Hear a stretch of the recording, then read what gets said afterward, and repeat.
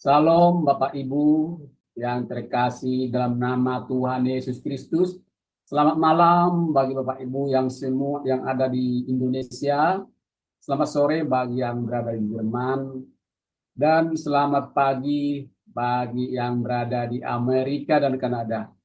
Kita bersyukur kepada Tuhan pada malam hari ini bisa bertemu kembali dalam pembelajaran firman di kelas Zoom Sema Adonai dan channel YouTube Cahaya Firman.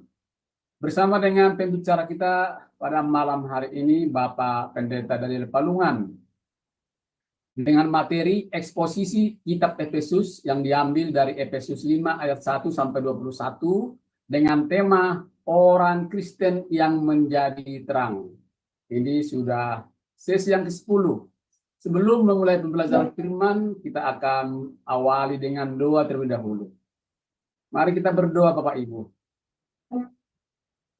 Bapa di surga yang kami panggil dalam nama Tuhan Yesus Kristus, kami bersyukur Tuhan pada malam hari ini kami bisa kembali untuk belajar kebenaran firman-Mu. Tuhan, kiranya Tuhan campur tangan dan tolong saya Tuhan sebagai moderator agar saya bisa memandu pembelajaran firman-Mu ini dari awal pertengahan sampai selesai. Berdoa juga buat tim operator yang bekerja di belakang layar, kiranya Tuhan campur tangan juga agar mereka boleh bekerja dengan tidak ada halangan Tuhan. Berdoa juga buat peralatan yang kami pakai, handphone, laptop, wifi, listrik, dan semua peralatan yang berhubungan dengan pembelajaran firman-Mu pada malam hari ini. Kiranya Tuhan tolong campur tangan agar semuanya boleh berjalan dengan baik sehingga tidak ada masalah. Terima kasih Tuhan. Kami juga berdoa buat hamba-Mu Bapak Daniel Palungan yang menjadi pembicara pada malam hari ini. Kiranya tutup bungkus dengan kuasa Roh Kudus-Mu agar semua firman yang disampaikan boleh berasal daripada Engkau. Terima kasih Tuhan. Kami juga berdoa buat semua yang ada di kelas Zoom maupun yang menonton di live streaming atau di channel YouTube Cahaya Firman. Kiranya bukakan hati dan pikiran kami agar kami mengerti pembelajaran firman-Mu. Terima kasih Tuhan. Ampuni segala dosa perbuatan kami yang kami sengaja maupun tidak kami sengaja, agar kami layak di hadapan-Mu, layak belajar kebenaran firman-Mu.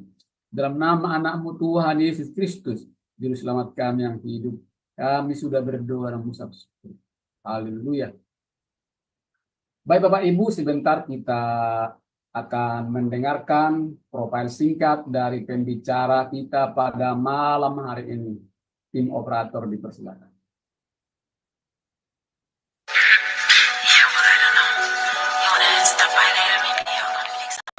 Salam semua, pada kesempatan yang berbahagia kali ini, Sema Adonai akan memperkenalkan pengajar kita, yakni Bapak Pendeta Daniel Palungan. Dan berikut adalah profil singkat dari beliau. Bapak Pendeta Daniel Palungan, MIS MTH Demin, lahir di Tanah Toraja 10 Februari tahun 1960.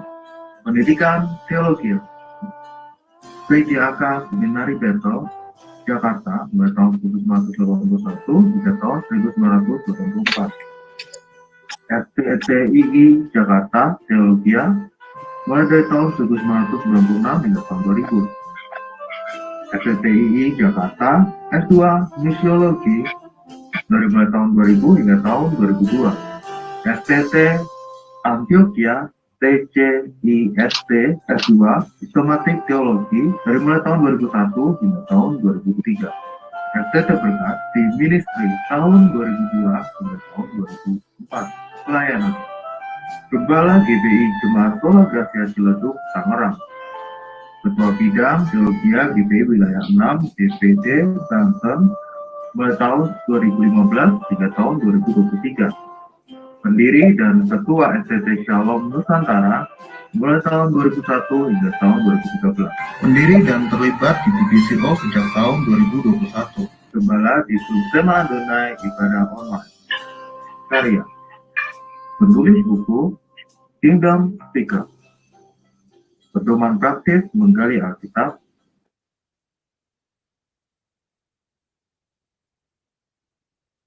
Itulah profil singkat dari pembicara kita pada malam hari ini. Baik Bapak Ibu, saya akan menyapa beliau. Salam, selamat malam Pak Daniel, apa kabar? Salam Pak Sam, salam teman-teman semua. Ya, puji Tuhan dalam keadaan baik ya. Ya, puji Tuhan, kiranya Pak Daniel selalu dalam penyertaan Tuhan dalam setiap pekerjaan, pelayanan, baik juga dalam pembelajaran firman setiap hari Jumat.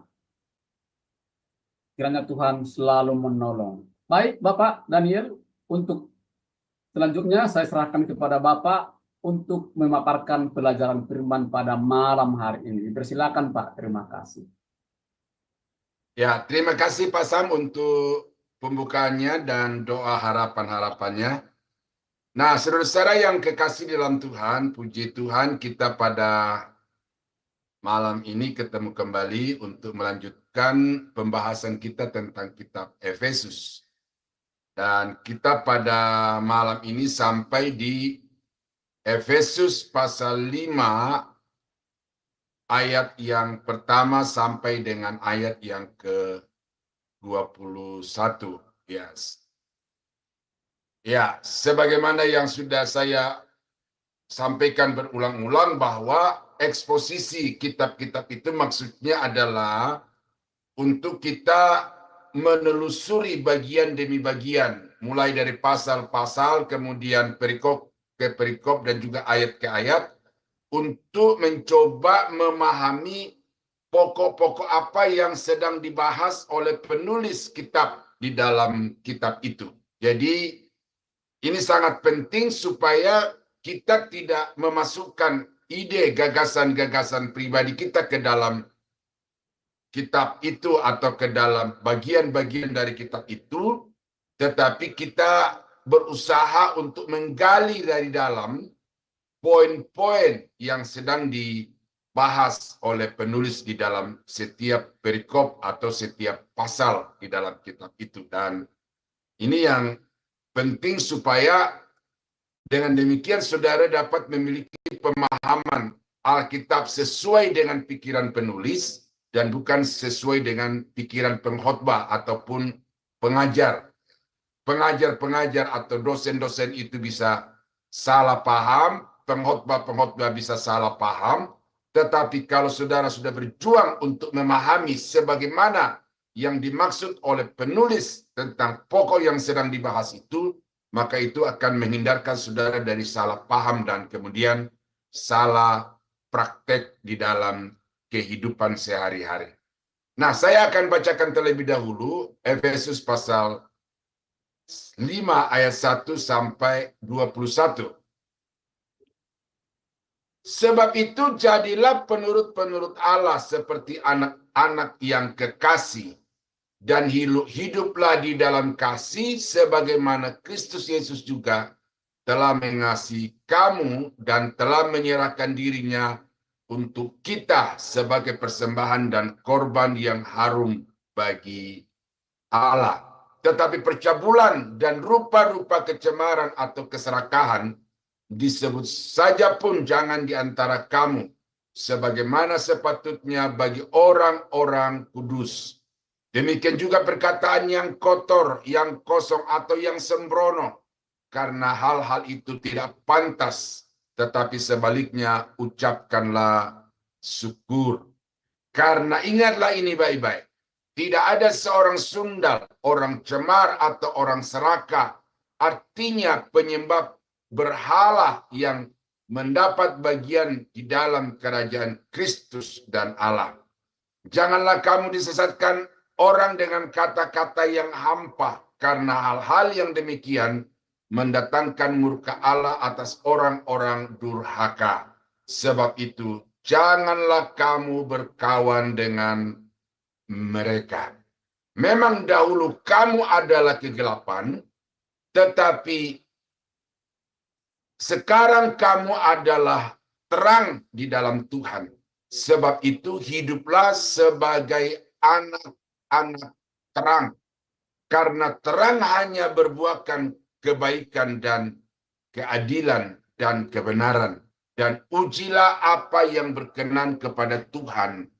Janganlah turut mengambil bagian dalam perbuatan-perbuatan kegelapan yang tidak berbuahkan apa-apa, tetapi sebaliknya telanjangilah perbuatan-perbuatan itu. Sebab menyebut saja pun apa yang dibuat oleh mereka di tempat-tempat yang tersembunyi telah memalukan.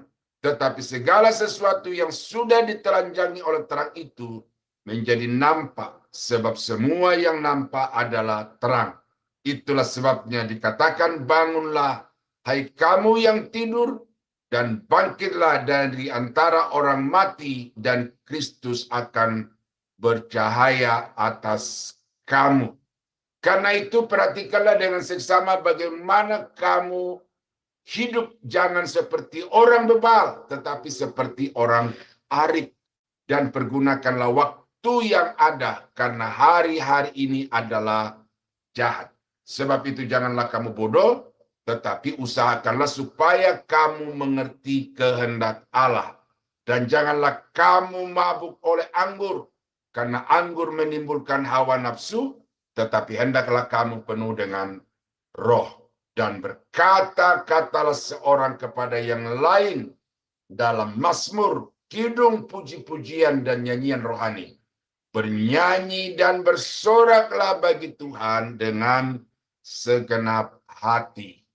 Ucaplah syukur senantiasa atas segala sesuatu dalam nama Tuhan kita Yesus Kristus kepada Allah dan Bapa kita, dan rendahkanlah dirimu seorang kepada yang lain di dalam takut akan Kristus. Nah, ada satu bagian yang saya sudah kasih tanda khusus di sini atau yang saya sudah highlight di sini, yaitu tetapi sekarang kamu adalah terang di dalam Tuhan, sebab itu hiduplah sebagai anak-anak terang.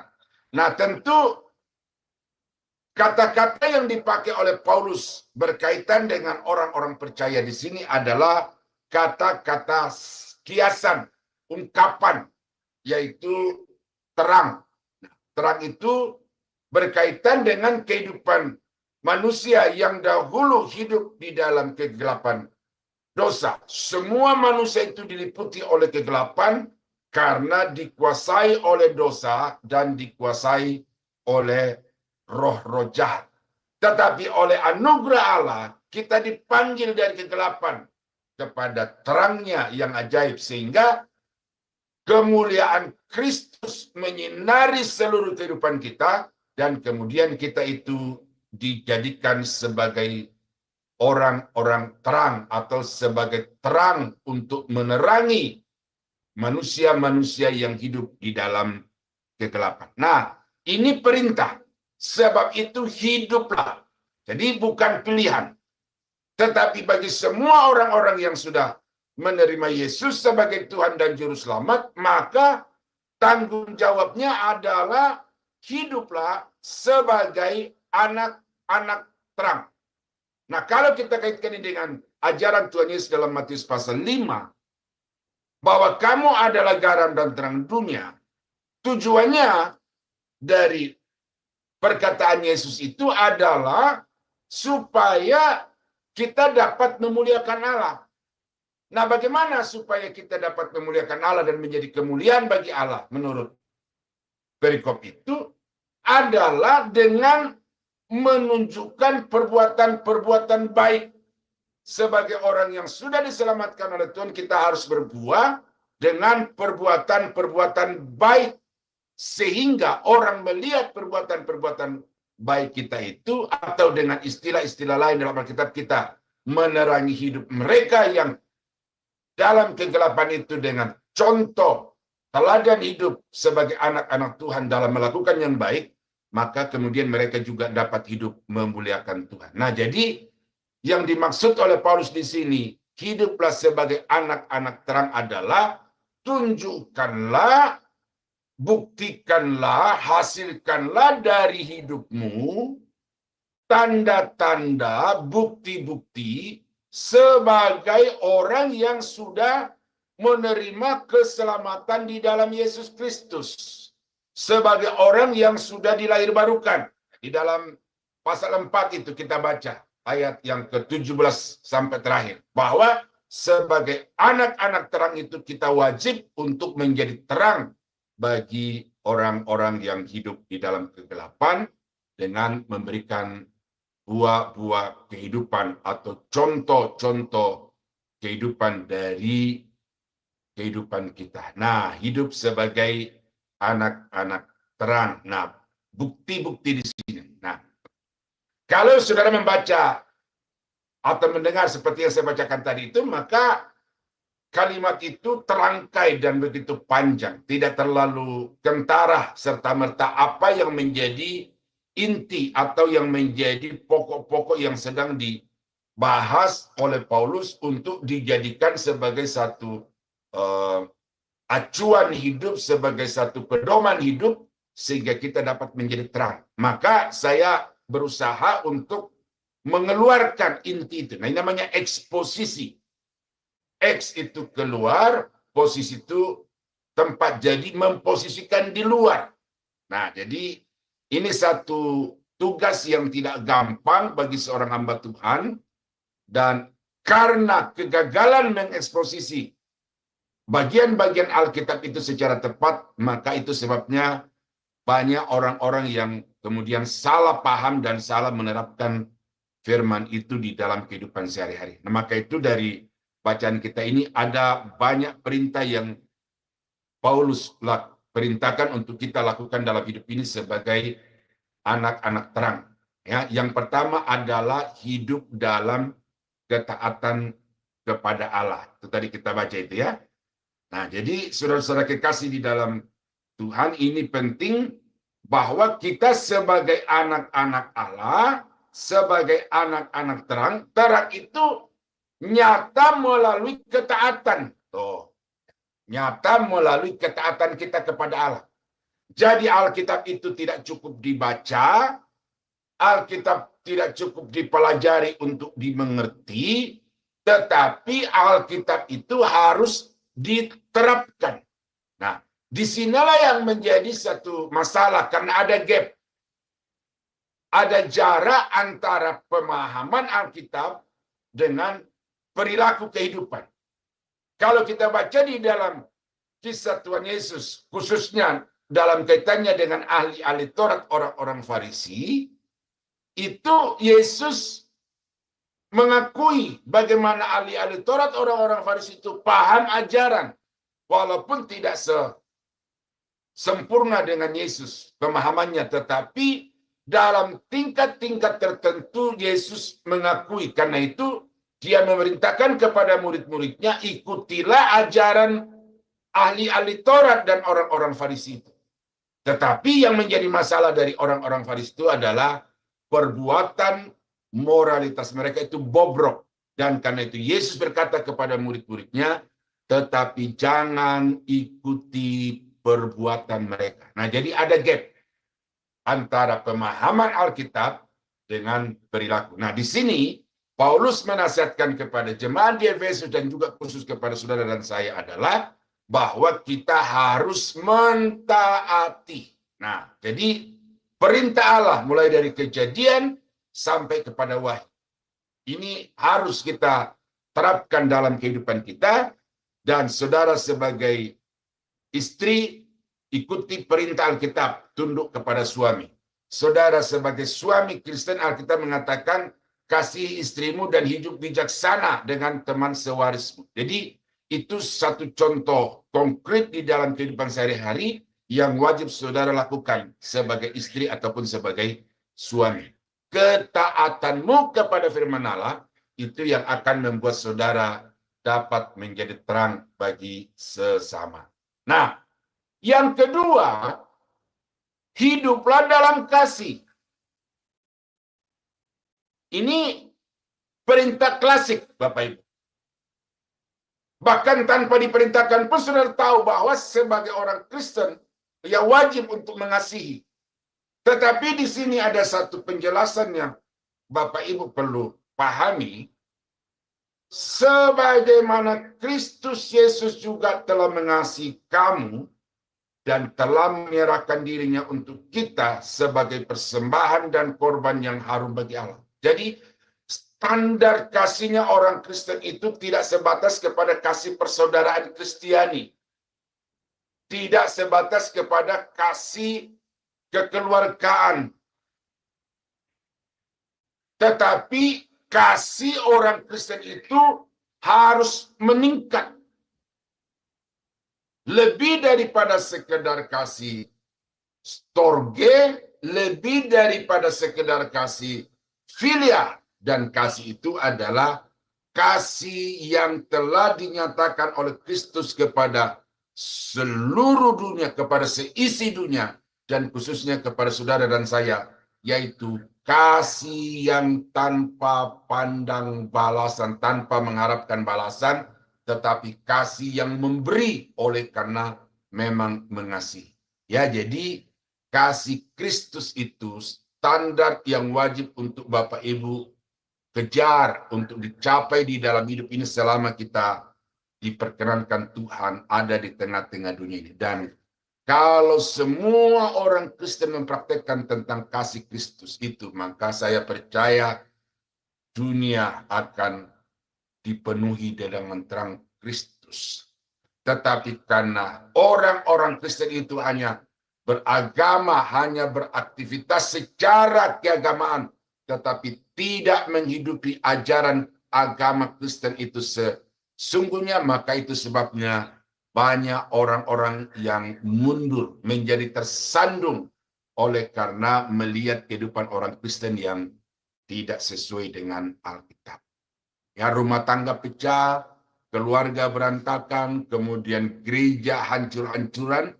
Mengapa? Karena di dalam gereja tidak ada kasih Kristus. Yang ada adalah egoisme, kepentingan diri sendiri dan kelompok. Nah, itu yang kedua, ya.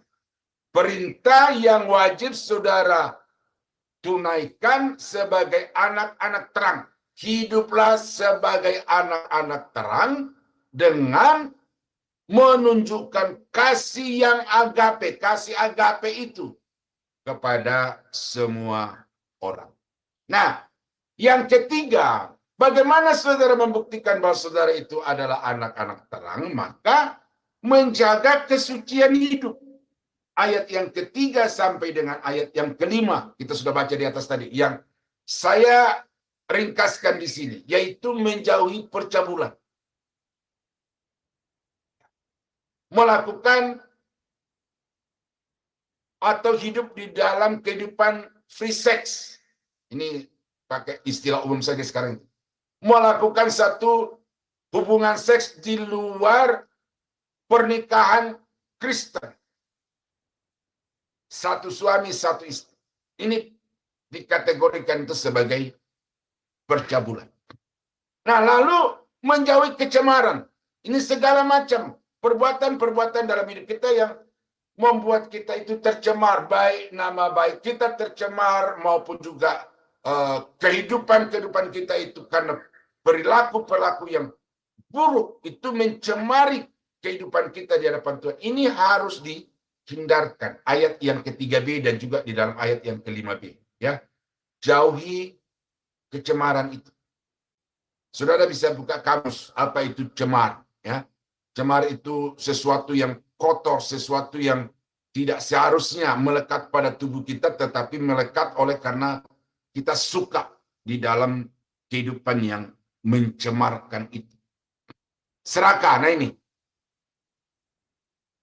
Orang yang sudah diselamatkan kemudian hidup menjadi terang bagi sesama, maka tidak ada lagi keserakahan itu. Karena kalau kita baca di dalam Alkitab, keserakahan itu sama dengan penyembahan berhala.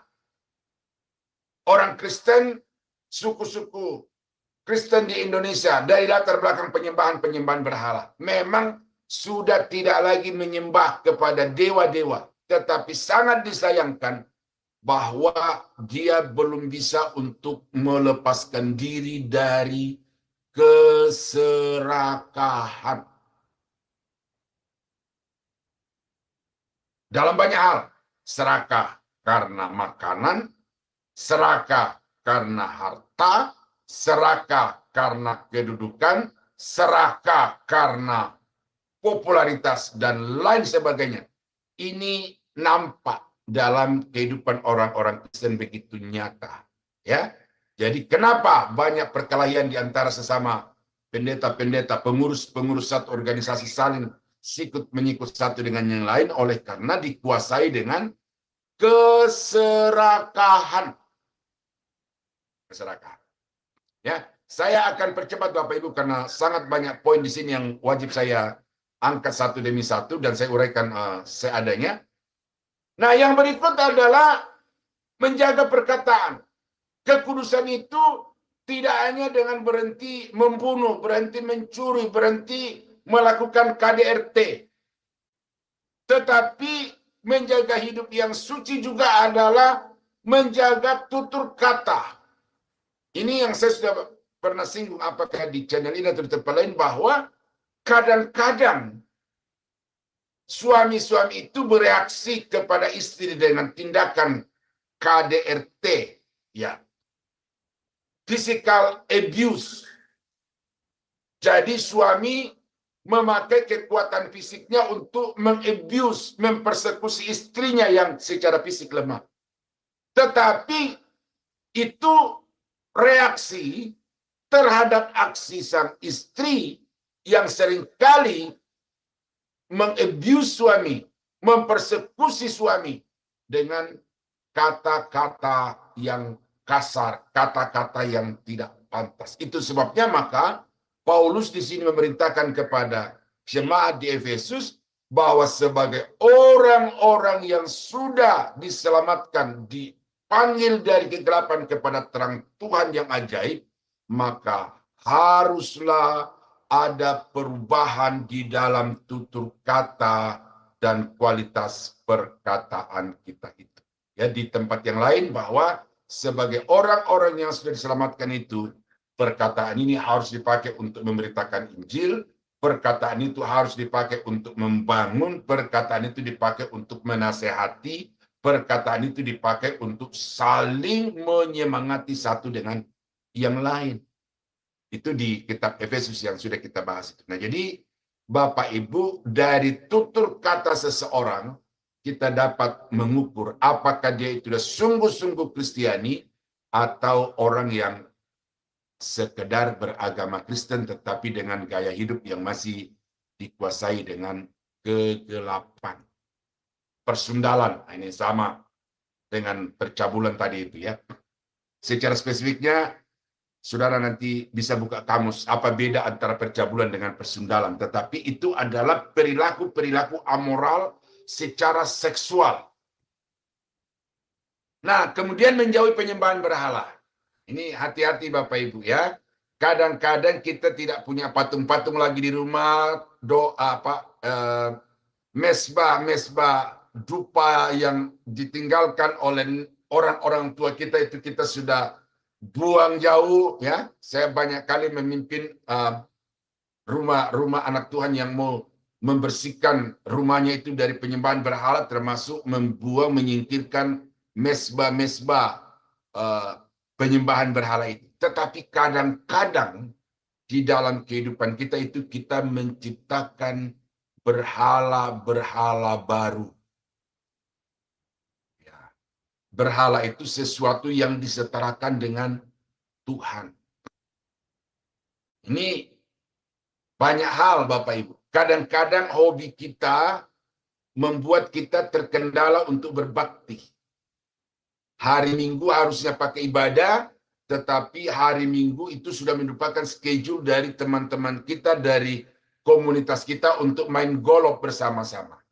Sudah merupakan jadwal dari komunitas kita untuk mancing sama-sama. Nah, karena kita hobi, lalu kemudian kita tinggalkan tanggung jawab kita kepada Tuhan demi hobi-hobi itu. Nah, itu adalah satu bentuk berhala yang tanpa disadari diciptakan oleh banyak orang-orang Kristen di dalam kehidupannya. Nah, tetapi sebagai orang-orang yang sungguh-sungguh telah menerima terang Kristus di dalam hidupnya, maka tidak boleh ada sesuatu yang kita jadikan sebagai pengganti Allah ataupun disetarakan dengan Allah di dalam hidup.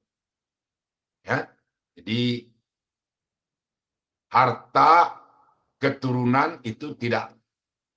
Ini ada teman dulu, saudara, dia lama menikah, baru dapat anak. Nah, begitu dia dapat anak kembar, dua-duanya laki-laki, dan dia sebagai orang Batak itu sangat bangga oleh karena lebih dari 10, hampir 10 tahun menikah baru dapat anak, dan kemudian dapat laki dua-duanya. Itu dia berkata, saya begitu menyayangi anak saya begitu memperhatikan, bahkan untuk makan dan minumnya saja itu harus ditakar, harus ditimbang sesuai dengan pengetahuan gizi yang dia ketahui.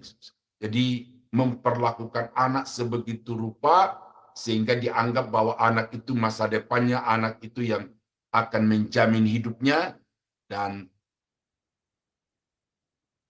diperlakukan seperti itu. Ya, saya tidak mengatakan tidak boleh sayang anak, Bapak Ibu, tetapi kemudian kalau saudara mensandarkan hidup saudara sepenuhnya kepada anakmu, maka itu berarti saudara sudah menjadikan anakmu sebagai pengganti Tuhan di dalam hidup.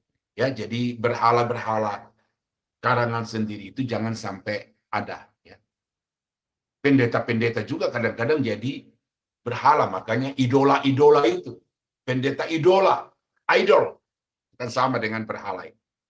Nah, yang berikut adalah seorang yang sudah dipanggil dari kegelapan kepada terang Tuhan yang ajaib, harus hidup sebagai anak-anak terang.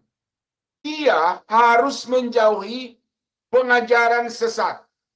Nah, tetapi sebelum menjauhi pengajaran sesat, berarti dia harus mampu untuk mengidentifikasi pengajaran itu, apakah benar atau sesat.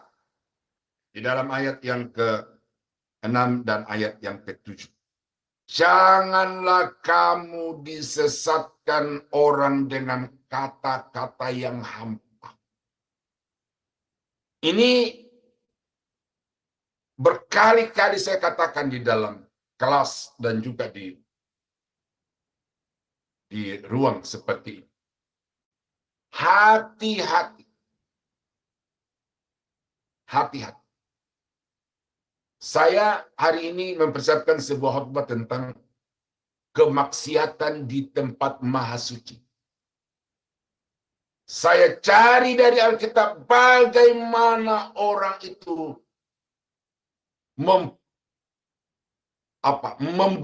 melakukan dosa di atas mimbar tempat maha suci kalau kita kaitkan dengan bait Allah.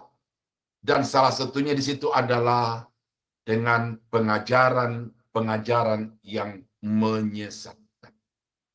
Nah, sebagai orang yang sudah diselamatkan, sudah diterangi oleh terang Kristus, saudara harus mampu untuk mengenali mana ajaran benar, mana ajaran salah.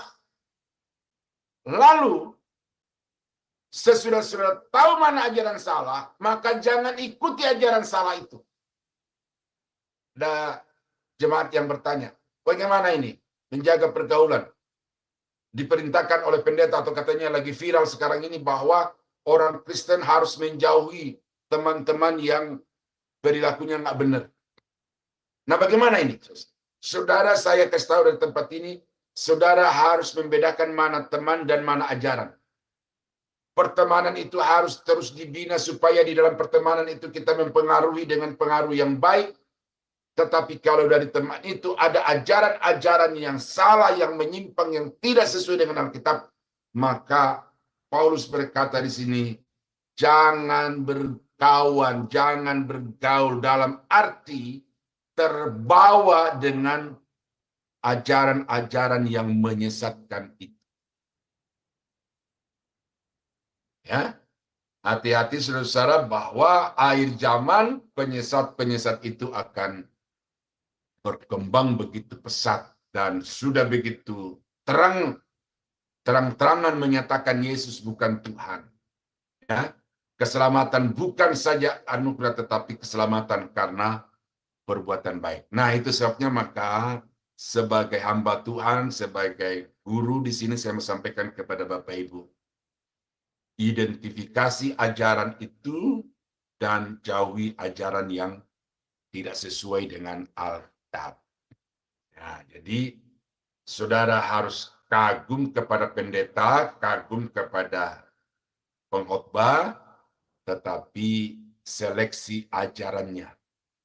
Jangan sampai karena terpukau dengan pendeta, terpesona dengan penampilan pendetanya, kemudian saudara telan bulat apa yang diajarkan dan disampaikannya. Nah, itu hal-hal yang saudara harus lakukan sebagai anak terang untuk menjadi terang adalah jauhi ajaran sesat. Ya, artinya juga implikasinya juga adalah jangan sampai saudara mengajarkan kesesatan. Nah, hidup sebagai anak terang di sini, ya, yaitu menghasilkan buah-buah yang baik. Ayat yang ke-9a. Terang hanya berbuahkan kebaikan. Di orang Kristen itu yang sungguh-sungguh sudah diterangi oleh Kristus itu, ya buah kehidupannya itu adalah buah yang baik.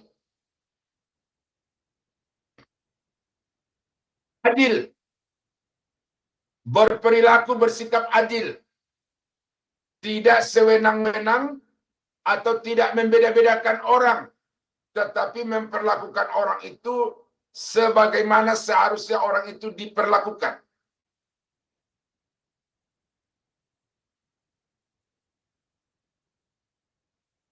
Ada banyak hal yang saya mau sampaikan di sini, tapi mengingat waktu, jadi intinya di sini, karena ini sesuatu yang sudah umum, ya.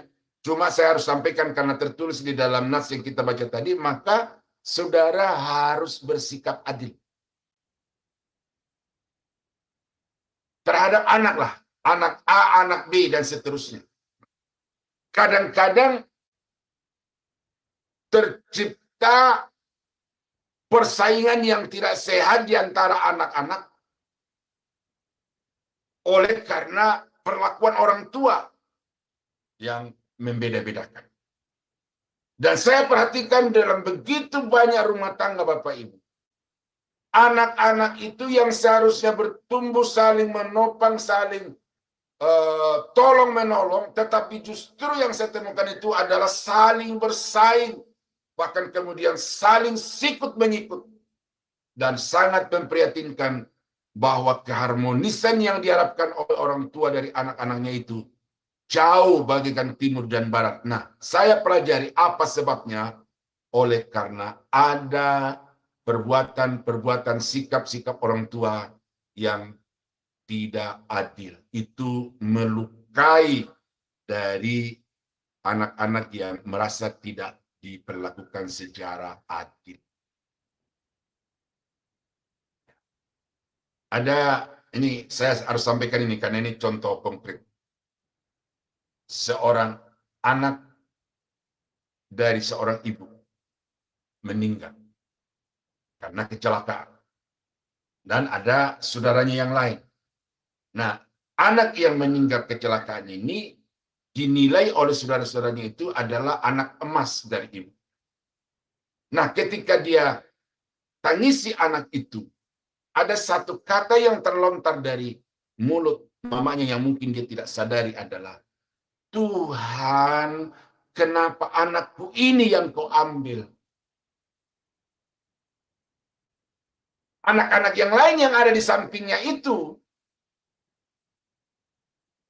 hatinya tertusuk.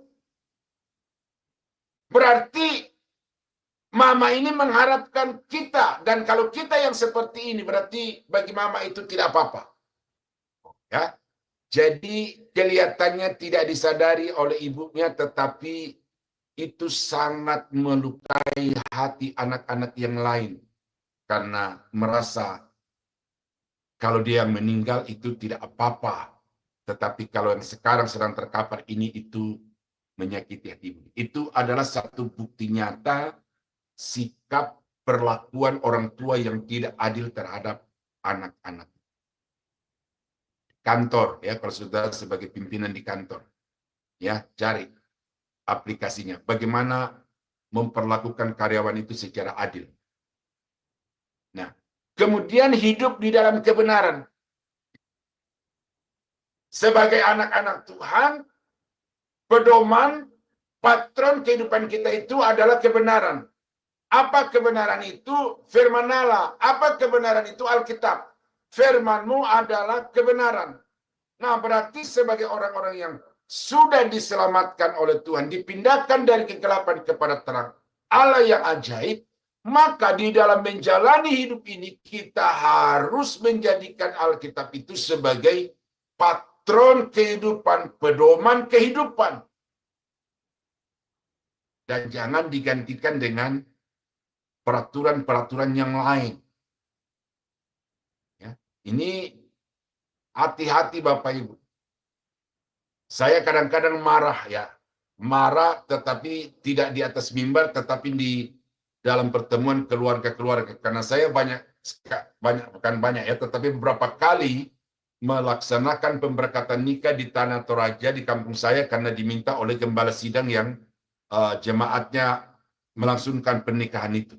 Nah, ketika terjadi pembicaraan-pembicaraan di dalam rumpun kami, kekeluargaan kami itu, saya sampaikan pemikiran saya itu bahwa kalian ini sebagai tokoh-tokoh, ya, sebagai pemimpin-pemimpin di tengah masyarakat, kalian itu melanggar sumpah apa yang sudah diikrarkan oleh anak-anak kita ini di depan Tuhan ketika diberkati di gereja.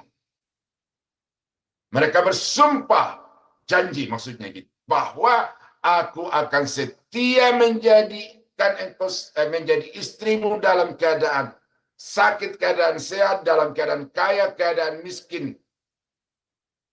Tidak ada sesuatu yang dapat memisahkan kita kecuali maut. Tetapi kemudian tokoh-tokoh masyarakat itu kemudian serta-merta untuk memisahkan, menceraikan anak-anak mereka atau keluarga mereka itu yang mungkin mereka pandang sudah tidak bisa lagi dipertahankan. Saya sempat marah kepada om saya karena yaitu melakukan hal yang sama. Kita berdoa supaya pernikahan adik itu diberkati Tuhan, tetapi karena tidak sesuai dengan apa yang diinginkan, dia serta-merta pergi ke rumah orang tua dari mertua anak itu, adik itu kemudian minta dicerai. Nah ini, jadi sebagai orang Kristen tidak menjadikan Alkitab itu sebagai pedoman. Di sini Alkitab mengatakan bahwa orang-orang yang mau menjadi terang kepada dunia ini, kepada sesama atau orang Kristen yang mau hidup sebagai terang itu ya wajib untuk hidup di dalam kebenaran. Sangat luas ya implikasi dari pernyataan ini, Bapak. Nah, yang berikut sebagai orang-orang yang sudah diterangi oleh Kristus di dalam ayat yang ke-10, saudara harus memiliki kemampuan untuk menilai hal yang berkenan kepada Tuhan dan yang tidak berkenan kepada Tuhan. Berarti di sini saudara harus bertumbuh di dalam pengetahuan. Karena itu dikatakan ujilah. Nilailah mana yang berkenan kepada Tuhan, mana yang tidak berkenan kepada Tuhan. Karena itu mengiring Tuhan, saudara-saudara, selalu saya katakan tidak cukup dengan hati. Karena banyak orang yang ketika hatinya tersentuh oleh hadirat Tuhan, oleh jamahan Tuhan, itu begitu bergelora. Hatinya membara dengan kasih kepada Tuhan, sehingga ibadah pagi, sore, siang, malam, hujan ataupun panas, pokoknya mau ibadah kepada Tuhan. Tetapi hati tidak pemahaman. Nah, karena itu maka sebagai anak-anak Tuhan, Paulus menasihatkan supaya saudara memiliki kemampuan untuk menilai. Tapi sekali lagi kadang-kadang kemampuan menilai ini menjadi hilang oleh karena terpesona, karena idola. Pendeta-pendeta di Indonesia itu terlalu banyak dijadikan idola, sehingga jemaatnya tidak lagi punya keinginan, apalagi niat untuk menilai ajarannya. Pokoknya apapun yang dikatakan. Ada satu pendeta di Tangerang ini. Dia berkata begini,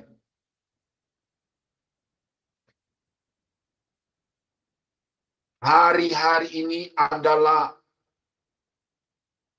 hari-hari yang penuh dengan kejahatan, ditandai dengan sebagai tanda dari akhir zaman. Itu memang Alkitab sudah katakan begitu. Tetapi kemudian yang menarik dan kemudian yang saya garis bawahi dalam pikiran saya dari pendeta itu adalah dia berkata, saya percaya ini oleh karena benih ini yang mengatakannya. Oh. Jadi bagi pendeta itu tidak cukup Alkitab yang mengatakannya. Baru dia yakin, baru dia percaya, baru dia terima ketika benihin yang mengatakannya. Berarti apa? Bagi pendeta ini, benihin sudah lebih tinggi otoritasnya daripada Alkitab. Dan ini yang selalu saya nyatakan di dalam Alkitab, bahwa siapapun pendeta, kaliber apapun pendeta di tengah-tengah dunia ini, mutlak hukumnya untuk tunduk takluk kepada otoritas Alkitab. Nah, karena itulah Bapak Ibu, jangan tempatkan pendeta itu sebagai orang yang sempurna. Nilai mereka sebagai manusia biasa yang memang secara keilmuan mereka memiliki kelebihan di dalam banyak hal dibandingkan dengan jemaat. Tetapi pendeta bukan orang sempurna. Karena itu selalu saya katakan kepada murid-murid saya, pisahkan dirimu dari ajaran. Karena dirimu tidak menjamin orang masuk surga, tetapi ajaranmu menjamin orang masuk surga. Ya. Nah, jemaat harus bisa menilai. Ya. Di Sema Adonai, setiap hari, bahkan ada yang 2 kali dalam sehari, mungkin 3 kali dengan pagi hari, saudara mendengarkan firman Tuhan. Dengar karena firman, bukan karena orangnya. Walaupun orangnya itu tidak salah untuk saudara kagumi, ya, tetapi tempatkan orangnya di bawah ajarannya.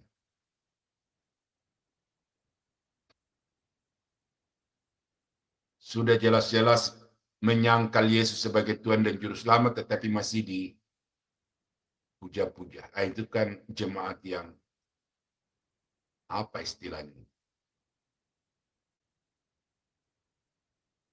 Teruskan sendiri dalam pikiran Bapak Ibu.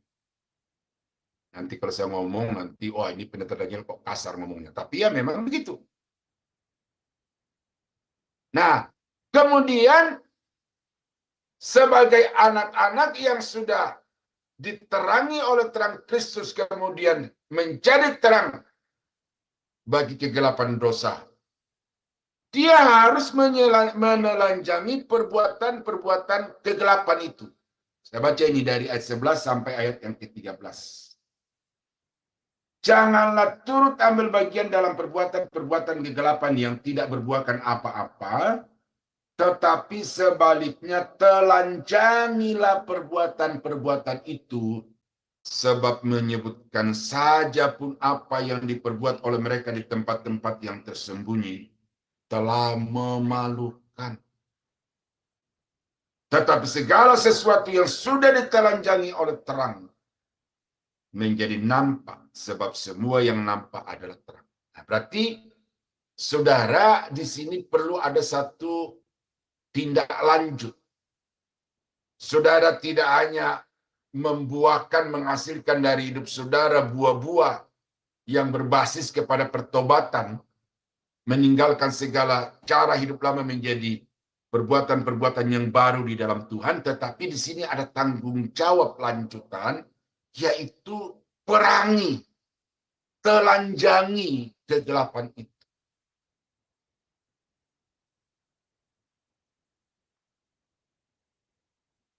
Apalagi sebagai gembala, Bapak Ibu, ini wajib.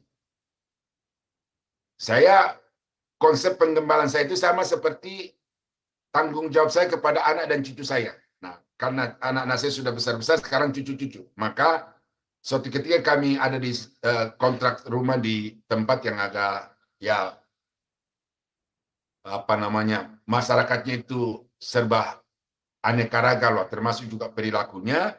Yang saya kenal di situ ada satu anak muda yang mabuk-mabuk, bahkan terikat dengan narkoba.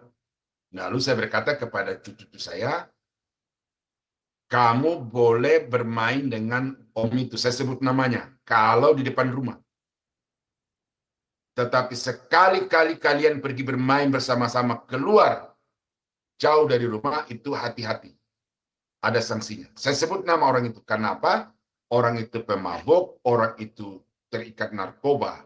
Maka saya sebutkan, jangan sekali-sekali kalian bergaul dengan orang itu. Nah, di dalam penggembalaan juga begitu, Bapak Ibu. Ajaran-ajaran yang salah, ajaran-ajaran yang sesat itu harus saya perbaiki dan saya nyatakan kepada jemaat secara terang-terangan dan dengan data-data Alkitab. Bukan bermaksud untuk menghakimi orang-orang yang menyampaikan ajaran yang salah itu, tetapi untuk memberitahukan kepada jemaat apa yang tidak pantas untuk ya. Nah, jadi tanggung jawab ini bukan hanya pendeta yang berkewajiban untuk mengajarkan dari mimbar, memberitahukan dari mimbar, tetapi semua orang Kristen itu yang merasa diri sudah diterangi oleh Kristus punya kewajiban untuk menyatakan kepada orang lain, ini perbuatan salah, ini perbuatan benar, ini perbuatan yang harus ditinggalkan, ini perbuatan yang harus dilakukan. Itu namanya menelanjangi.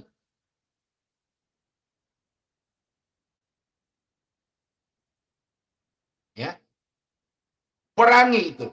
Semua perbuatan-perbuatan yang tidak pantas sebagai anak Tuhan itu wajib untuk diperangi, dihentikan pengaruhnya kepada jemaat, kepada keluarga. Nah, kemudian di dalam ayat yang ke-14, itulah sebabnya dikatakan, bangunlah hai kamu yang tidur dan bangkitlah dari antara orang mati, dan Kristus akan bercahaya di atasmu. Jadi bangkit, meninggalkan segala hidup yang lama, kemudian membiarkan Kristus itu bercahaya atas kita, sehingga kehidupan kita itu dapat memantulkan cahaya kemuliaan Kristus itu kepada orang lain. Karena itu bangkit. Lalu selanjutnya adalah hidup bijaksana. Ini. Karena itu perhatikanlah dengan seksama bagaimana kamu hidup, jangan seperti orang bebal, tetapi seperti orang arif. Nah, di sini nih. Kadang-kadang di sini, saudara, karena demi ketegasan, kita kurang bijak. Saya sendiri kadang-kadang menyadari itu. Tetapi kemudian saya menghibur diri saya, motivasinya apa? Selama motivasinya itu benar, ya kadang-kadang memang karena latar belakang mungkin sukunya itu, logatnya seperti itu, lalu kemudian juga kadang-kadang ceplas-ceplos, ya. Tetapi kemudian saya menghibur diri dengan yang penting motivasinya benar. Nah, tetapi di sini diminta sebagai anak Tuhan itu bahwa kita mesti hidup bijaksana. Apa yang dimaksud dengan bijaksana itu? Ya arif. Menerapkan pengetahuan itu secara benar untuk mencapai hal yang benar. Saya yakin saudara bahwa penemu atom itu adalah orang yang sangat pintar. Kemudian orang belajar atom ini dan banyak orang yang kemudian menjadi ahli atom. Jadi secara ilmu dia orang yang sangat cerdas. Tetapi ketika atom itu dipakai untuk membunuh manusia, seperti yang terjadi di Perang Dunia Kedua, Hiroshima dan Nagasaki, maka orang yang pandai, yang cerdas dalam bidang atau tentang atom itu tidak lagi bijaksana karena tidak mempergunakan atom itu demi kesejahteraan dan kebaikan manusia, tetapi dipakai untuk mengejar ambisi dan memusnahkan manusia.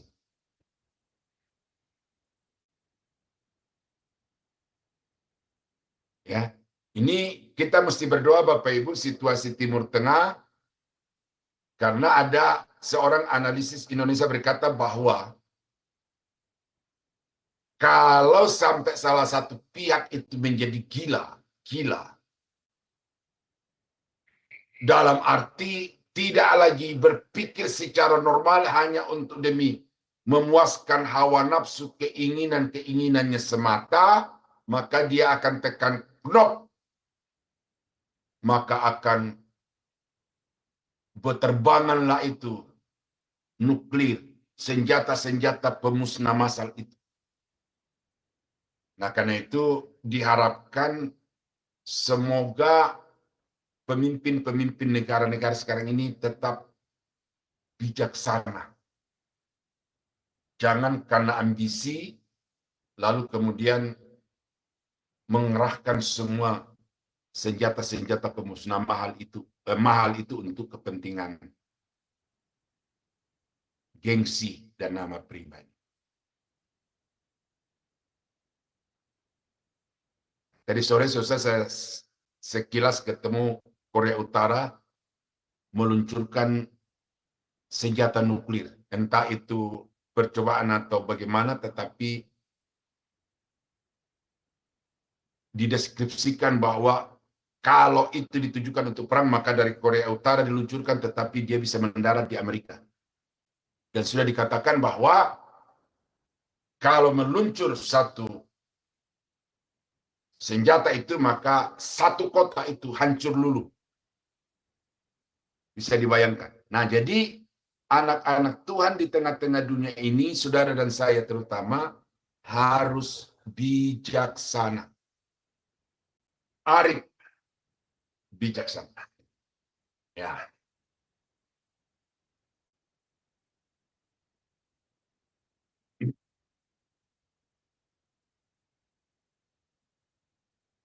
Ayat yang ke-16,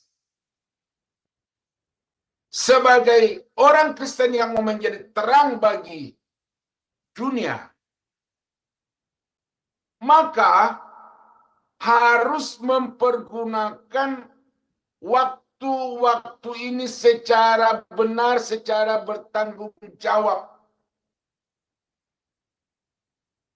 Dan pergunakanlah waktu yang ada, karena hari-hari ini adalah jahat. Hari-hari ini adalah jahat.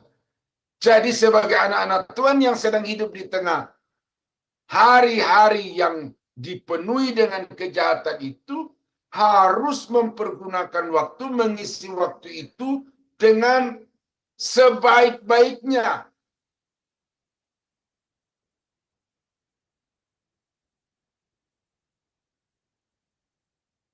Saya cari satu ayat dulu ini karena terlintas di pikiran saya. Ibrani pasal 3, 13, 14. Ya.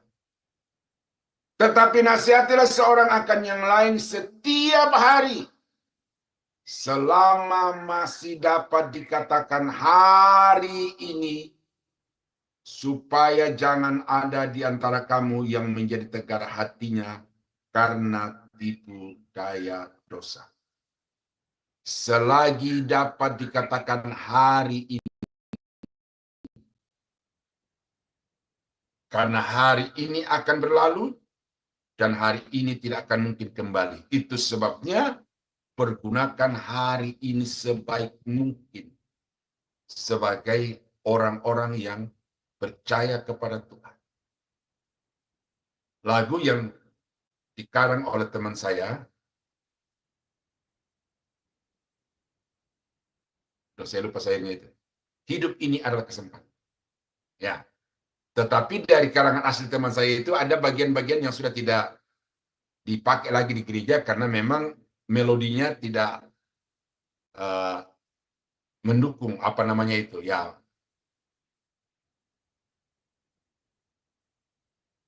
apa namanya ini lagu ini. Jadi ada bagian-bagian yang dipotong memang. Yang populer itu ya seperti yang sekarang ini.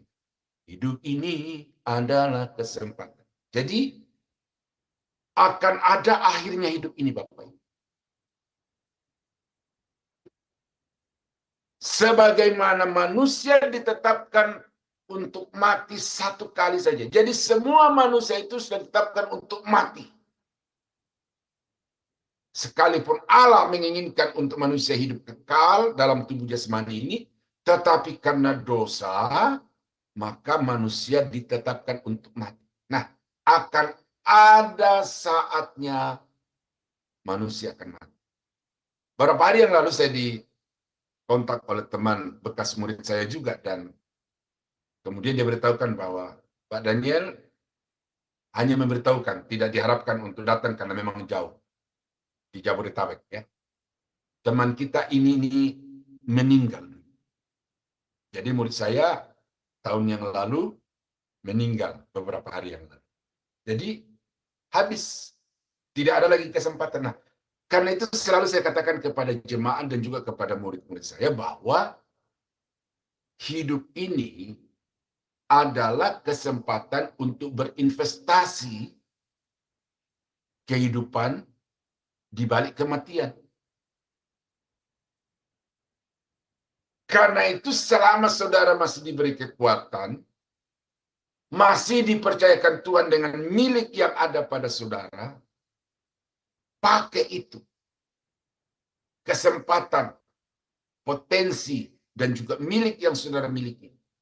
Pakai untuk investasi kehidupan di balik kematian.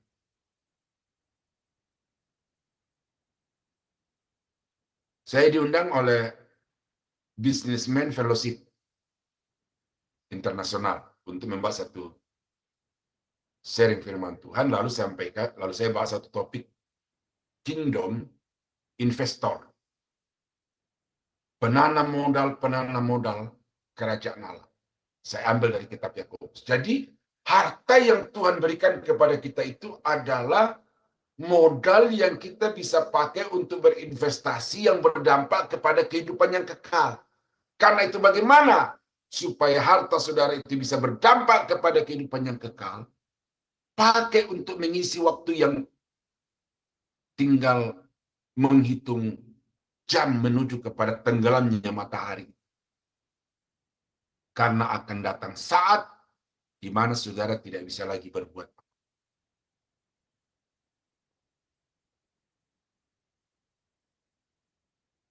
Nah, kemudian ayat yang ke-17,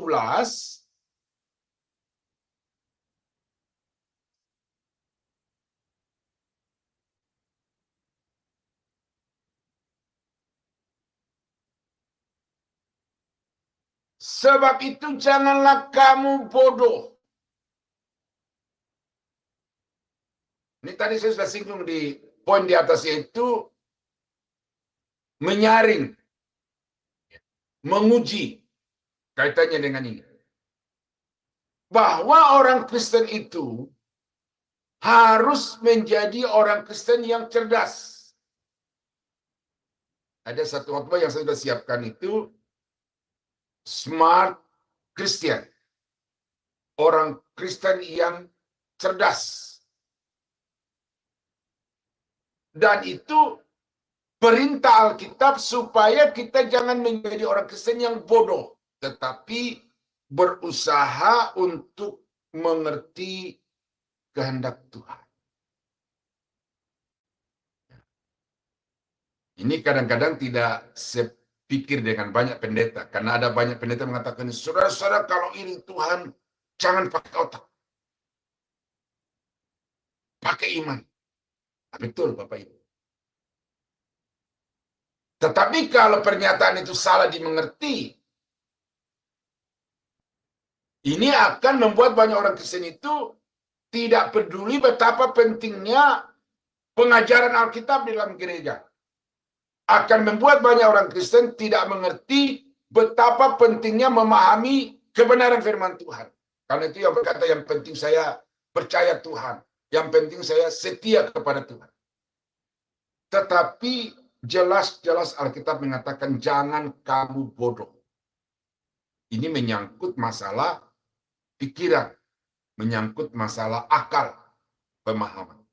Nah, karena itu maka Tuhan Yesus berkata, kasihilah Tuhan Allahmu dengan segenap hatimu, kasihilah Tuhan Allahmu dengan segenap jiwamu, kasihilah Tuhan Allahmu dengan segenap kekuatanmu.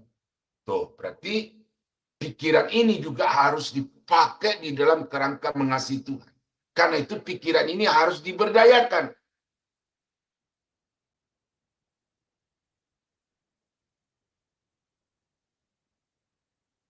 Saudara-saudara, ini terlalu banyak di Indonesia ini. Kalau saya mau kasih contoh-contoh konkret ini, kadang-kadang ya mau tidak mau harus menyebut nama, tetapi saya mau supaya saudara membuka mata melihat betapa kekristenan di Indonesia itu dicederai oleh banyak pengkhotbah-pengkhotbah, banyak gembala-gembala sidang yang tidak mampu untuk memahami Alkitab secara benar, tetapi karena hatinya bergelora untuk melayani Tuhan, akhirnya mereka mendirikan kebenaran sesuai dengan pikiran sendiri. Dan yang lebih ironinya adalah di gereja itu banyak orang-orang pintar dari Batak, dari Tanah Toraja, punya jabatan-jabatan yang penting di negara ini, tetapi datang di gereja yang jelas-jelas mengajarkan pengajaran yang tidak alkitabiah. Saya katakan ini supaya sadar bahwa otak ini perlu diperdayakan di gereja.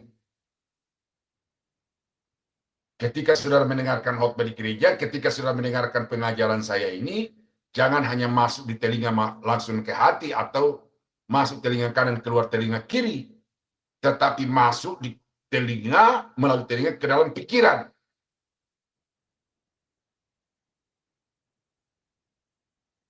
Makanya selalu saya katakan gini di dalam doa saya juga, Tuhan, kiranya firman-Mu ini tertanam di dalam hati kami, berakar dalam pikiran kami, berbuah di dalam kehidupan kami.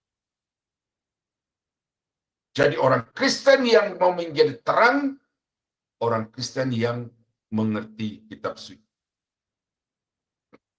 Saya bacakan dari Matius pasal 13 ayat yang ke-23. Supaya saudara lihat langsung dari Alkitab, bukan dari pikiran saya, ya, tapi dari Alkitab. Bagaimana orang Kristen itu bisa menjadi terang, orang Kristen itu bisa berbuah. Ini. Yang ditabur di tanah yang baik ialah orang yang mendengar firman itu dan mengerti.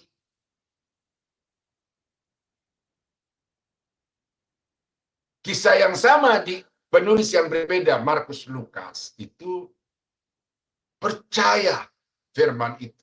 Orang yang mendengar firman itu, percaya firman itu. Tetapi Matius menekankan kepada pentingnya orang Kristen yang mendengar firman itu mengerti. Karena kalau engkau tidak mengerti firman Allah, kau akan menjadi jemaat seperti kambing, seperti kerbau yang ditusuk hidungnya, diseret ke sana kemari oleh pendeta-pendeta dengan pernyataan-pernyataannya yang kelihatannya benar tetapi tipu daya, ya. Saudara baca itu di dalam kitab Roma pasal 16 ayat yang ke-18. Ya, jadi jadilah orang Kristen yang cerdas, sadar akan tanggung jawab untuk mempergunakan akal ini demi kemuliaan Tuhan. Kalau saudara pakai akal untuk menentang Tuhan seperti Don Ditan dan seperti banyak filsuf-filsuf, ya itu ya nggak boleh. Tetapi sebagai orang yang sudah percaya kepada Tuhan, pakai pikiran saudara untuk mencoba memahami apa yang berkenan kepada Tuhan dan apa yang bukan kehendak.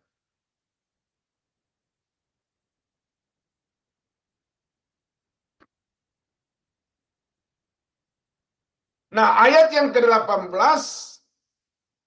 orang yang mau menjadi terang atau orang Kristen yang dapat menjadi terang bagi sesama adalah orang Kristen yang dipenuhi dengan Roh Kudus. Itu dikontraskan antara mabuk anggur di sini.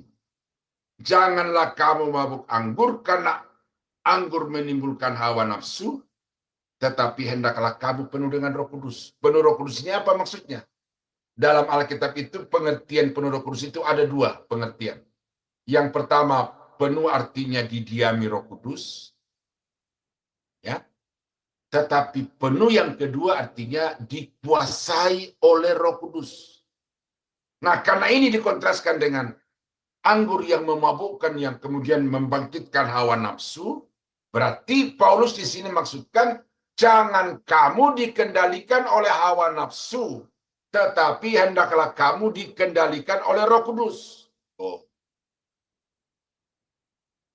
Jadi caranya saudara untuk bisa menjadi terang bagi sesama atau bagi dunia ini adalah dengan memberi hidup saudara untuk dikendalikan oleh Roh Kudus. Jangan saudara yang mengendalikan Roh Kudus, tetapi biarkan hidupmu dikendalikan oleh Roh Kudus. Yesus keluar dari Sungai Yordan ketika dibaptis oleh Yohanes Pembaptis, lalu dia merelakan dirinya untuk dibawa oleh Roh Kudus ke padang gurun.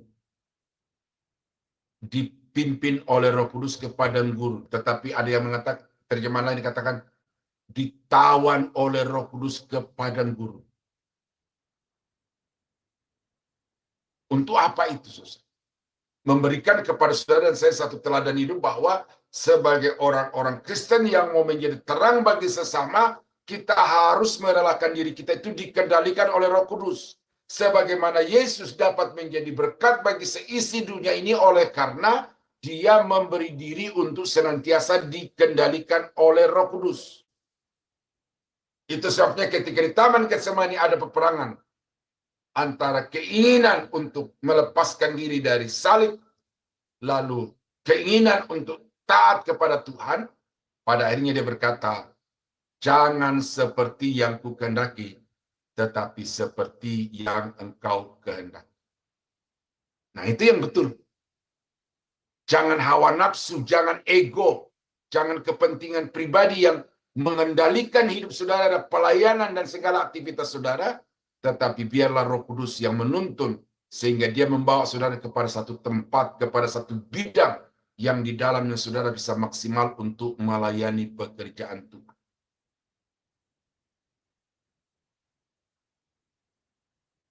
Saya terkesan dengan William Suryajaya. Itu salah satu pengusaha Kristen yang sukses dan cukup terkenal di Indonesia. Pendiri Astra dan beberapa bank. Itu dia katakan begini. Saya sebagai orang Kristen, saya memposisikan diri sebagai gembala yang bertanggung jawab untuk memelihara waktu itu di kesaksiannya tahun 80-an itu masuk tahun 90-an itu dia berkata karyawan saya sekarang itu 33.000. Karyawan 33.000. Kalau tambah istri, tambah satu anak, itu berarti 100.000 lebih mulut yang harus dikasih makan melalui perusahaan Astra yang dikelola oleh Bapak William Surya.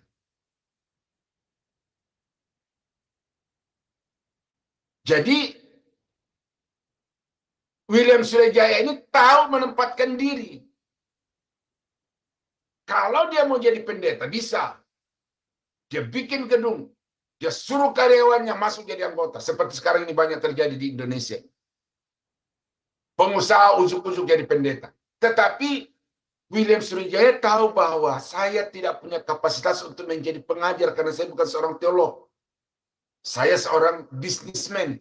Karena itu saya akan kelola bisnis ini untuk menghidupi setidaknya 100.000 mulut yang harus diberi makan. Kemudian dari produk-produk yang dihasilkan itu, berapa ratus ribu orang yang diberkati. Nah, jadi saudara-saudara yang kekasih dalam Tuhan, ini penting karena banyak orang itu terdorong oleh hawa nafsu. Oh, ternyata jadi pengkhotbah itu enak ya, disanjung di mana-mana, disambut dengan penuh antusias gitu ya. Saya juga bisa, saya berani tampil di atas panggung, saya berani bicara di depan orang, bahkan lebih baik dari seorang pendeta. Tetapi kalau saudara menjadi pendeta karena hawa nafsu, hati-hati. Ya, karena itu biarkan dirimu dipimpin, dikendalikan oleh Roh. Nah, ayat yang ke-19 itu dikatakan begini, dan berkata-katalah seorang pada yang lain dalam mazmur, kidung puji-pujian dan nyanyian rohani. Bernyanyi dan bersoraklah bagi Tuhan dengan segenap hati. Ada beberapa versi yang saya baca tentang bagian A ini. Dia berkata begini, versi yang lain. Selain dia berkata kalau kamu sesama sedang berkumpul itu berkata-katalah dengan mazmur puji-pujian. Maksudnya adalah dengan kita bernyanyi itu kita menasehati teman-teman yang lain. Kita menyampaikan pesan dari hati kita berdasarkan mazmur dan puji-pujian itu. Tetapi ada juga yang berkata begini, berkata-katalah seorang kepada yang lain dengan mengutip ayat-ayat kitab mazmur. Sama saja, mazmur yang diubah menjadi lagu, mazmur yang diucapkan dengan kata-kata. Nah, jadi artinya apa di sini Bapak Ibu? Bahwa saudara punya tanggung jawab untuk memberitakan firman di antara sesama, baik melalui kata-kata maupun melalui pujian. Ya. Sebelum saya masuk di ruangan ini, saya buka HP, tiba-tiba ketemu satu video orang Batak. Nah, orang Batak ini kalau udah 3 orang dia kalau nyanyi itu, ya, saya bercanda kepada teman-teman yang suka pimpin puji-pujian gitu. Saya berkata kalau orang Batak yang pimpin puji-pujian tanpa urapan Roh Kudus pun itu sudah suasana ibadah itu sudah luar biasa. Karena memang orang Batak itu kalau soal nyanyi-menyanyi ya jagonya. Nah, jadi harusnya potensi nyanyi-menyanyi ini yang sudah diberikan oleh Tuhan secara khusus kepada orang Batak itu dipakai untuk memuliakan Tuhan. Dan saya temukan itu banyak ya orang-orang Batak yang dipakai karena suaranya yang merdu, karena keterampilan menyanyi yang luar biasa, maka mereka menjadi berkat bagi banyak orang.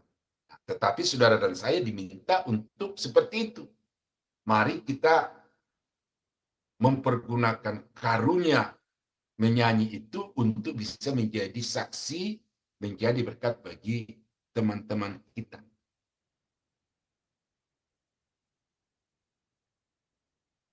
Kubahan-kubahan dari mazmur.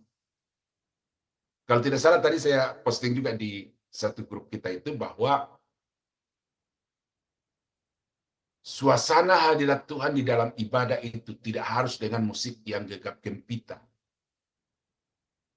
Tetapi dengan menyanyi sepenuh hati.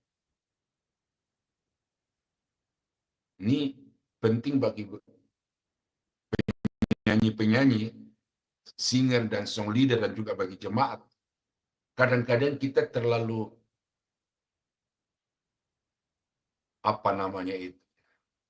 menganggap bahwa hanya dengan gereja yang full musik, yang puji-pujiannya bagus. Tetapi saya sendiri ketika mendengarkan lagu-lagu di gereja-gereja Protestan itu dengan himne-himne, waduh itu luar biasa. Apalagi kalau ditampilkan dalam bentuk konser dengan lagu-lagu rohani dari kidung jemaat, dan itu luar biasa.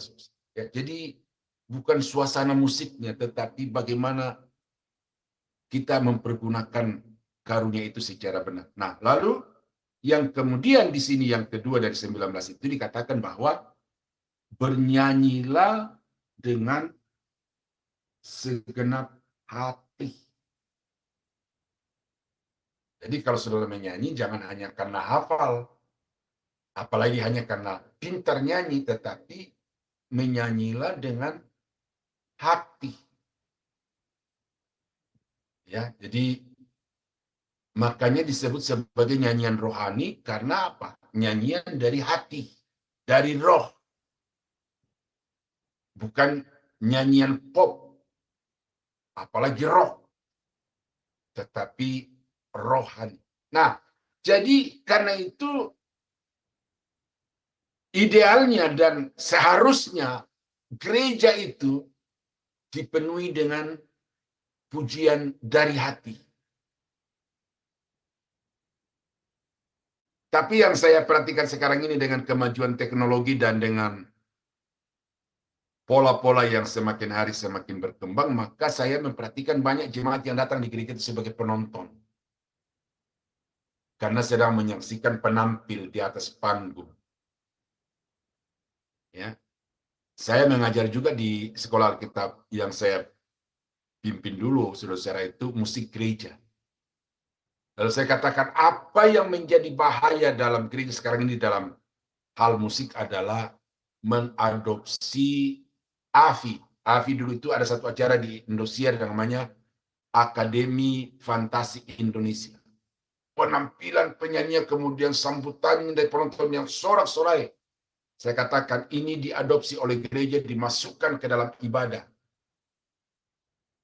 Maka itu banyak penampil-penampil di panggung-panggung gereja itu ke artis-artisan. Ini bahaya.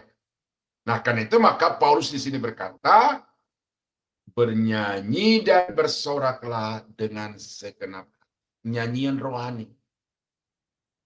Nyanyian rohani. Ya. Nah, ayat yang ke-20, sebagai orang Kristen yang dapat menjadi terang atau yang bisa menerangi kegelapan dunia ini, orang itu harus senantiasa mengucap syukur di dalam segala perkara. Segala sesuatu. Atau di surat Paulus yang lain segala perkara. Nah, tetapi di sini bukan hanya aspek jenisnya. Hal-hal apa yang kita syukuri. Naik pangkat, mengucap syukur. Tidak naik pangkat, mengucap syukur. Bahkan dipecat pun mengucap syukur. Bukan hanya itu yang ditekankan di dalam ayat yang ke-20 ini. Tetapi salah satu aspek yang ditekankan oleh Paulus di sini adalah aspek waktu.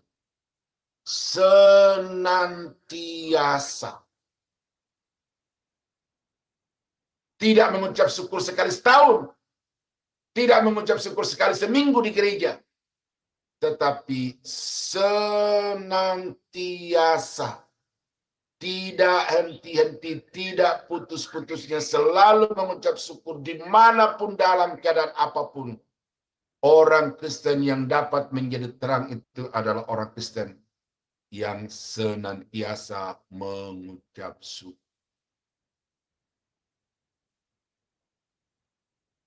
Nah ini, banyakkan mana hidup saudara, bersyukur apa bersungut? Ya, sekarang Paulus menasihatkan, di dalam segala perkara dan dalam segala waktu, ucapkan syukur kepada Tuhan.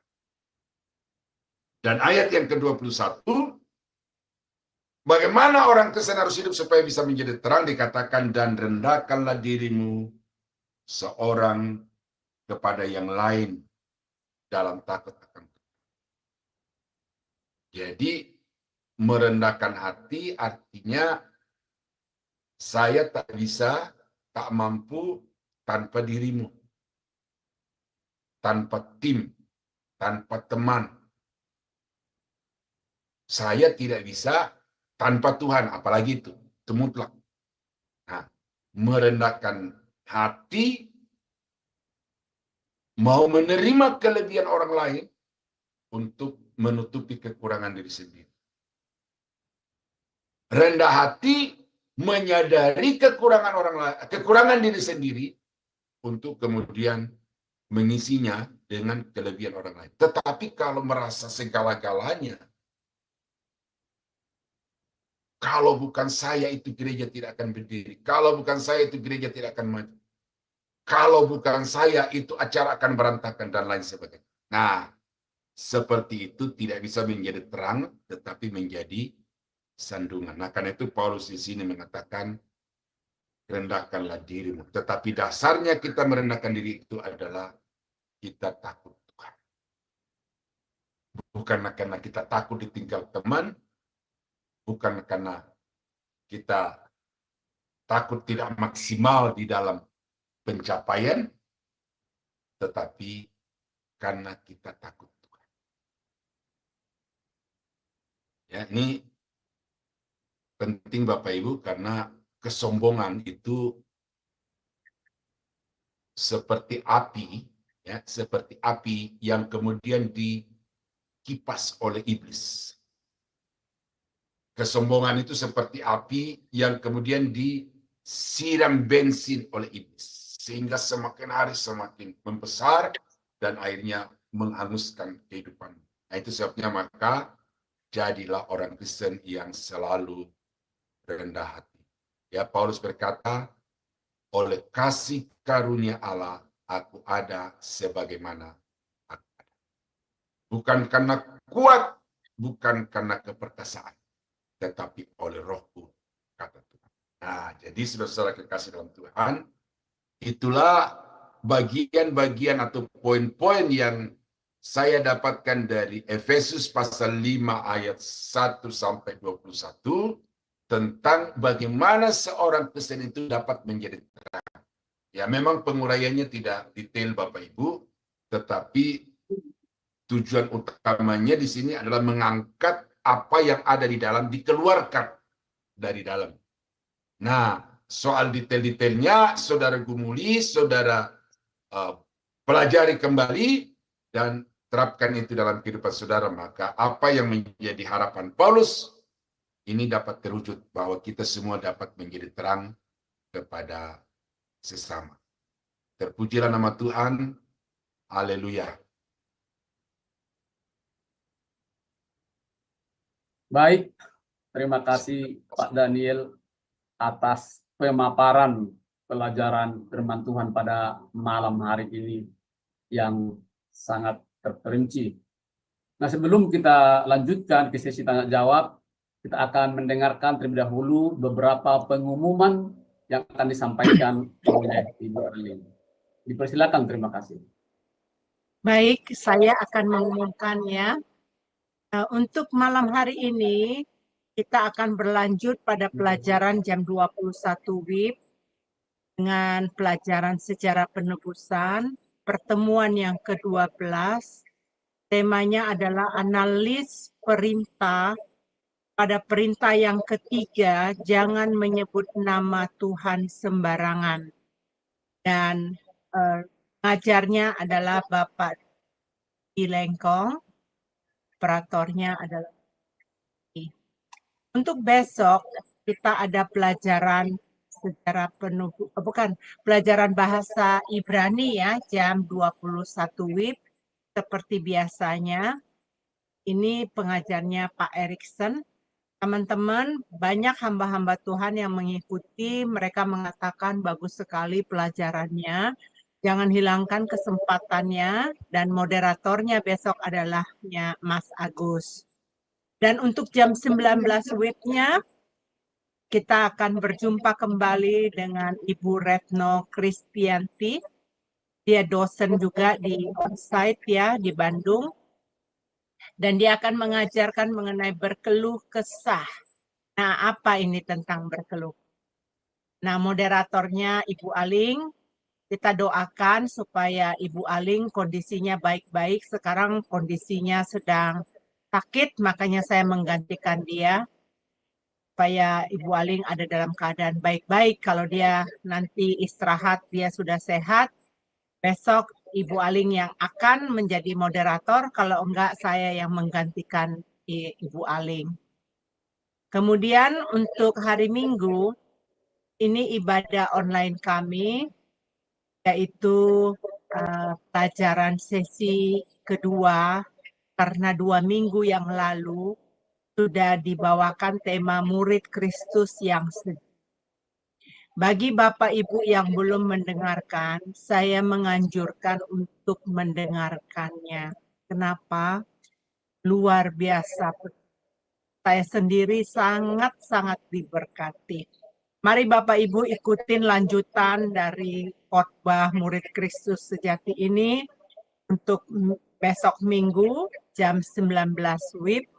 Pengkhotbahnya adalah Bapak Gembala kami sendiri, Bapak Daniel Palungan. Liturgisnya adalah saya, dan live songnya ini adalah anak dari Pak Daniel Palungan, Lisa.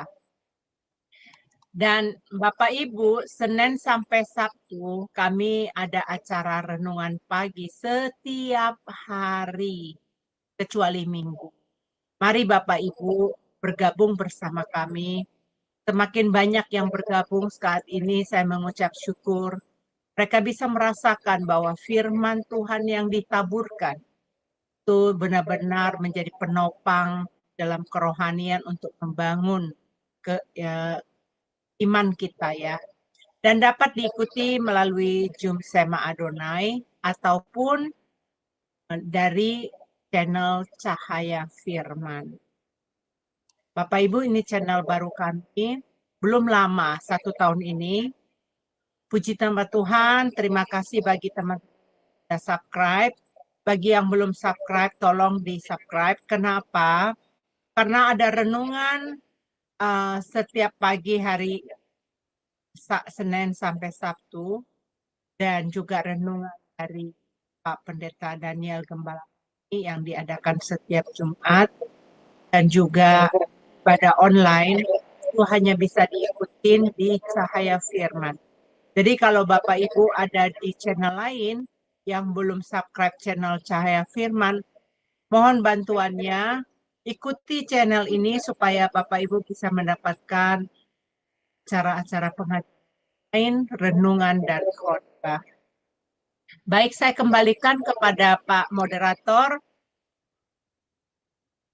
Silakan Pak. Baik, terima kasih Ibu Heni. Itulah kegiatan di Zoom Sema Adonai dan channel YouTube Cahaya Firman untuk beberapa hari ke depan. Baik Bapak Ibu yang ingin bertanya atau sharing, silakan raise hand terlebih dahulu, maka operator kami akan membuka mute-nya. Dipersilakan, masih ada waktu sekitar 5 menit. Sebelum ada yang bertanya, baik Pak Daniel, setelah saya ikut tadi belajar selama 1,5 jam kurang lebih. Mungkin kalau di khotbahkan ini setelah kita eksposisi semua tadi ada 16 poin. Di luar dengan penjelasan ada berapa poin tadi itu, ada 9, ABCD-nya itu sudah 25 kurang lebih. Mungkin kalau di khotbahkan ini bisa beberapa kali nih. Kalau kita betul-betul meneliti atau mengeksposisi dari Efesus 1 Efesus 4 ayat 1 sampai 21 ini. Jadi saya ada tadi di sini mengenai yang ada keserakahan itu, Pak. Ada saya tanya pengajar, kenapa sering berebutan antara gereja dengan gereja, antara sinode saling bermusuhan. Dalam gereja pun seperti itu, dalam sinode banyak mendirikan sinode, tapi jawabannya juga dari satu sisi masuk akal. Memang ada pertentangan, perbedaan, tapi perbedaan itu hanya benderanya saja, tapi firman Tuhan itu hampir sama ajarannya di dalam. Nah, seperti itu. Dari satu sisi masuk akal. Tetapi dari firman Tuhan, kenapa harus ada perselisihan? Itu kan terbentuk, terpecah sinode itu kan karena ego, karena emosi, karena tidak bisa dipimpin oleh Roh Kudus. Mungkin seperti itu, Pak, pertanyaan saya. Terima kasih. Ya, terima kasih Pak Sam. Ya, itu fenomena yang ada di Indonesia. Dari beberapa sinode menjadi 300 lebih. Dan daerah-daerah yang saya kunjungi untuk pelayanan itu, saya temukan di Sumatera Utara inilah paling banyak denominasi gitu ya. Dan seharusnya memang berdirinya sebuah sinode baru itu alami sebagai pertumbuhan. Bahkan dikatakan dalam Alkitab itu sebagai pemekaran. Tetapi prosesnya itu menjadi masalah seperti yang saya lihat sekarang ini di Indonesia. Ada GBI, pecah menjadi GBI pembaharuan. Oh, ya kan? Jadi ada pertentangan. GBI menjadi GSKI, GBI menjadi GBIN. Oh, jadi ketidakpuasan di dalamnya itu membuat berdirinya sinode baru. Nah, apapun alasan mereka itu ya logis masuk akal, tetapi seyogianya ketika mau membangun sinode baru itu jangan ada satu faktor yang apalagi menjadi awalnya itu faktor-faktor dari kedagingan kemanusiaan. Jadi apa yang Bapak pikirkan itu sudah itu jawabannya sebenarnya. Cuma saya kasih beberapa contoh konkret lagi. Jadi ini yang menyedihkan, ya ini yang menyedihkan. Hanya oleh karena masalah-masalah sepele, seperti di Tanah Batak lah. Hanya karena masalah ulos. Ya saya nggak tahu ya Pak ya. Pendeta ini tidak apa-apa pakai ulos, pendeta B nggak mau pakai ulos, makan bakar ulos, hanya pecah. Nah, jadi menyedihkan. Nah, jadi secara organisasi berdiri gereja baru, tetapi secara organisme itu ada pencideraan di dalamnya, ya. Percideraan menyakitkan di dalamnya. Nah, itu bagi saya tidak elok. Jadi saya kira makanya kepada teman-teman saya selalu saya katakan begini. Tanah Toraja, Tanah Batak, Papua, NTT itu tidak butuh aliran baru, tidak butuh sinode baru. Tetapi yang dibutuhkan adalah penguatan ajaran. Nah, kalau saya begitu. Jadi saya berkeliling ke desa-desa. Itu tujuan saya adalah untuk memperkuat ajaran supaya gereja itu makin mantap dalam. Nah, demikian tambahan komentar ya, karena pikiran Bapak udah saya tahu dan sama dengan saya. Tuhan Yesus berkati. Haleluya. Ya, terima kasih Pak Daniel karena waktunya juga sudah hampir habis karena ada pelajaran firman pada jam 9 waktu Indonesia bagian Barat. Mungkin kalau ada tambahan bisa ditambahkan sebagai closing statement, langsung ditutup dengan doa berkat. Terima kasih Pak Daniel. Ya, jadi saudara-saudara, tujuan didirikannya gereja di tengah-tengah dunia oleh Tuhan adalah untuk mengemban mandat. Ada dua mandat di dalam Alkitab. Ada yang namanya mandat kultural, ada yang namanya mandat spiritual. Nah, apa yang disampaikan, diuraikan oleh Paulus di dalam bacaan kita hari ini adalah gereja sebagai pengemban mandat spiritual untuk membawa pembaharuan bagi dunia ini. Dan saudara mesti sadar, ini bukan hanya merupakan tugas pendeta, bukan hanya merupakan tugas misionaris, Tetapi ini adalah tugas semua anggota gereja, termasuk saudara-saudara yang sekarang sedang mendengarkan apa yang saya sampaikan ini. Saudara adalah pengemban mandat ilahi spiritual, pembaharuan. Nah, karena itu maka jadilah orang Kristen yang menjadi terang bagi sesama. Nah, kiranya firman Tuhan yang saya sampaikan pada malam ini kepada Bapak Ibu itu memberikan pencerahan yang lebih mendalam dan juga kemudian membangkitkan tanggung jawab bahwa saya ini adalah mitra kerja Tuhan untuk menyebarluaskan terang Kristus kepada segala bangsa. Tuhan Yesus memberkati, mari kita berdoa. Bapa di surga, terima kasih untuk kesempatan pada saat ini kami sudah mendengarkan firman-Mu. Kami diingatkan akan tanggung jawab kami untuk menjadi terang kepada sesama. Karena itu kiranya firman Allah yang sudah kami terima pada malam ini itu dapat menjadi pedoman hidup kami, menjadi terang bagi jalan dan suluh bagi kaki kami, supaya tujuan Allah menghadirkan kami di tengah-tengah dunia ini dapat menjadi nyata, yaitu kehidupan kami menjadi alat kemuliaan bagi nama Tuhan di antara bangsa-bangsa. Terpujilah namamu Bapa. Terima kasih untuk pengendalian Tuhan atas jaringan kami, juga untuk semua device kami.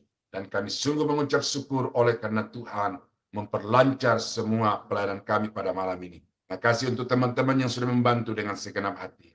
Tapi khusus kami berdoa untuk Ibu Ali yang terpaksa harus keluar karena kondisi fisik yang tidak sehat. Kami berdoa di dalam nama Tuhan Yesus Kristus. Jamahan menyata atas hidup Ibu Ali, sehingga malam ini dia beristirahat dengan tenang, besok pagi dia bangun dengan sehat segar, sehingga dia bisa mengambil tugas lagi sebagaimana yang sudah diembankan melalui channel YouTube ini. Terpuji namamu Bapa, kami akhiri kelas kami pada malam ini dalam nama Yesus, Tuhan dan Juru Selamat kami. Haleluya. Saudara-saudara sidang jemaat yang dikasihi Tuhan, kiranya anugerah dari Allah Bapa di dalam surga, damai sejahtera dari Tuhan kita Yesus Kristus, serta persekutuan kuat kuasa Roh Kudus, kiranya menyertai kita sekalian dari sekarang sampai selama-lamanya. Dalam nama Yesus, kami akhiri kelas pembelajaran pada malam ini. Haleluya. Amin. Amin. Terima kasih Pak Daniel atas pengajarannya pada malam hari ini, kiranya menjadi berkat bagi kami semua yang mendengarkan di kelas Zoom maupun di live streaming.